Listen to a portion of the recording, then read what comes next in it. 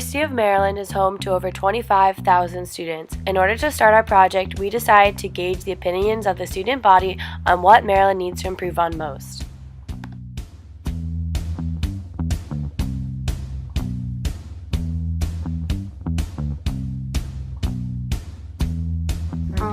During the day I feel fine, but at night I'm always skeptical to walk alone, and sometimes there's people wandering around that doesn't make me really feel that safe.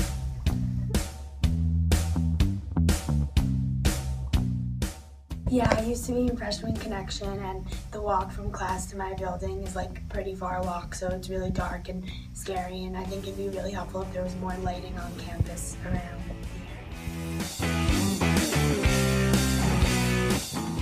Well, I live off campus, so a lot of times there's not such great lighting, and there's a lot of random people since it's not all college students living.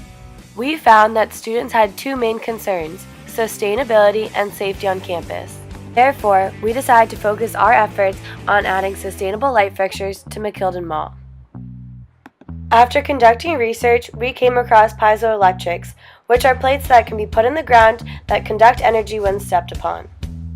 The solution is simple. The University of Maryland should install piezoelectric plates on McKildon Mall so that the student body can sustainably generate energy to power lights at night. Not only do thousands of University of Maryland students walk across McKildon every day, but also installing piezoelectric plates would engage the student body in more sustainable solutions for our future. In the following slides, we would like to present factors of our change management plan in regards to our proposal.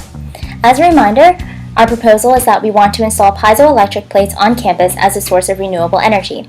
Piezoelectric plates are able to harvest energy from vibrations, such as when we step on them. Essentially, we will leverage the foot traffic on campus and convert it to electricity. The model we have utilized and will continue to use is the action research model. There are 5 steps to this model: diagnosis, analysis, feedback, action, and evaluation. These steps make the action research model analogous to how scientific research is conducted in that information guides what problem we are to address. First, we will discuss the diagnosis step of this model. Diagnosis is just like how a doctor would diagnose a patient. First, we would ask questions to determine what is wrong. Second, we review records about the setting of the problem. And third, we interview parties involved in the problem. During this step in our research, we were able to review sustainability department's reports that were published on their website and interview members of the sustainability department as well as SGA's Student Sustainability Committee, or the SCC. From the information we collected from the diagnosis step, we found that despite UMD having extensive goals to go green, they are not meeting them. For example, as of 2015, only 9% of UMD's energy comes from renewable sources, whereas the goal for this year was 15%. Next, we conducted an analysis of the problem, which required us to ask questions in order to classify the information that we collected. These questions were: what problems do people focus most on, and what patterns do these problems seem to take? From this, we found out that sustainability programs have difficulty growing due to lackluster involvement and a greater focus being placed on reducing consumption instead of replacing energy sources with more renewable sources. Next in the model is feedback, where we share information from the diagnosis and analysis with our team members and discuss how we want to bring about change. We determined that UMD obviously needs more sources of renewable energy.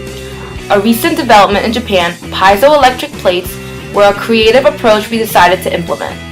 Since most people have not heard of this new technology, we believe that it would be able to garner a lot more attention and popularity.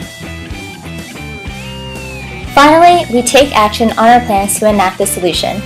We kept contact with various organizations, including the SGA's SEC, the Sustainability Department advisors, and a company that manufactures piezoelectric plates. By doing so, we were able to have organizations larger than ourselves providing us with a voice and the proper support that we needed. The final step of the management model is evaluation, or determining if the solution is effective. We have not completed this stage yet, but in order to measure our success, we need to measure how much energy can be generated and compare those results to others who have used piezoelectric plates as a source of energy.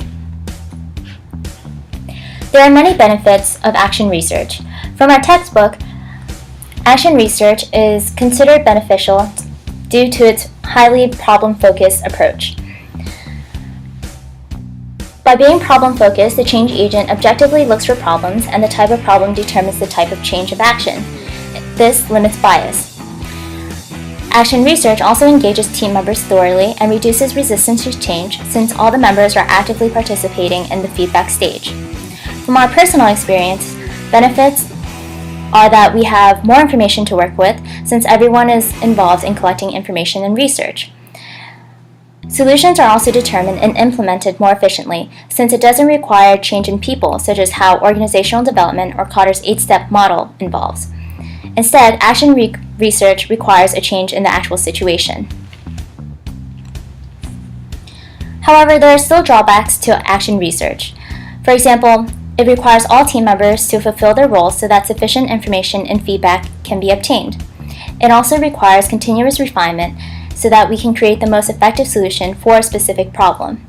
And finally, it requires constant critical reflection on ourselves and on each other so that bias is limited. It does not use inspiration to stimulate change.